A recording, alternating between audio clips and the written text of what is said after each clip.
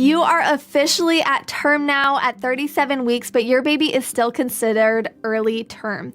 Yes, your baby can certainly be safely born and thrive outside of the womb if they decide they're ready, but we do not want to rush or force them out before they are ready to come. Birth is safest for you and your baby when they are the ones to choose when to be born.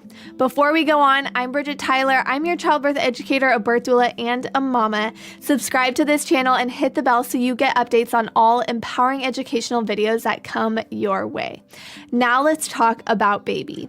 They are now the length of a bunch of kale, but they're all scrunched up in your belly.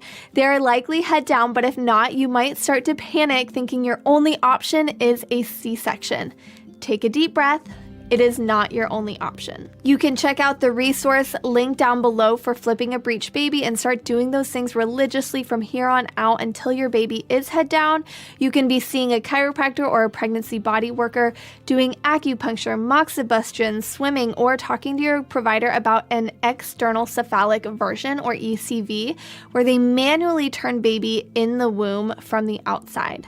Stress creates muscle tension in the body, including the womb, and we want a soft and supple uterus that your baby can easily move around in to find their best position. No matter what position your baby is in, I recommend listening to my affirmation meditation, Positioning Baby in the Womb. And if you want to download all the meditations, especially for labor for easy access, you can find them in the description below. Now, as baby is growing more and more, mama, you might find yourself experiencing some leakage, otherwise known as urinary incontinence. You might find yourself wondering, am I peeing myself or is this my water leaking? So let's talk about some of those differences. First of all, note the color of the fluid you're seeing. If it's yellow, it's likely pee. Healthy amniotic fluid is mostly a clear color, but is slightly tinted yellow, so if you're really well hydrated, your pee might look a lot like amniotic fluid. But next, let's note the smell. Pee often has a slightly acidic ammonia smell to it. Amniotic fluid should be odorless or sometimes even sweet smelling. But again, if you're well hydrated, your pee might be pretty much odorless too, so let's keep using our deductive skills. If it's your amniotic fluid, it will keep leaking. Usually it will release little by little, especially as you get up and walk around. And this is because your vaginal canal is shaped like a J. So the fluid will pool and then you will get up, and as it straightens out a bit more, it's going to come out.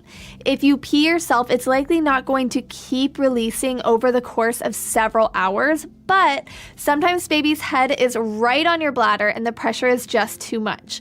One trick you can try is getting into an open knee chest position with your chest low to the earth and your hips high up in the air to kind of reposition baby and see if it affects the leakage. If it stops, it's not your amniotic fluid, but if it continues, it might be, and you should notify your provider. It's a really simple test to check whether or not it's pee or amniotic fluid. Some fluid is put on a pH test strip, and depending on the color it turns, it will tell you if it's urine or amniotic fluid. Pee is acidic and amniotic fluid is alkaline, which is how you'll know. If you are concerned with it being your water breaking and you're leaking amniotic fluid, you should certainly let your provider know, and they can always check. It's always better to be safe than sorry. At this point in your pregnancy, you also might be noticing more vaginal discharge, and this could be your mucus plug being discharged from your body. Sometimes it happens in little bits over several days or weeks, or sometimes it comes out in one big glob. This is totally normal and could be a soft sign that labor is starting soon, but is not a sure sign. So those are the big things happening this week, mama. As you get closer to meeting your baby and your patience and your comfort is running out, I really encourage you to put together a list of things to do before baby comes. This is going to help make time go faster and help you avoid putting life on hold just waiting for baby to come, because that can drive you crazy. Some ideas for this list are prenatal massage or foot massage, Epsom salt soak with candles, making something by hand for baby, meal prepping for postpartum, date night with your partner, day trips, or whatever you want on that list. Patience at the end of pregnancy is one of the best things that you can give your baby. So that wraps up this week's update. I'll see you next week at week 38. Bye, mama.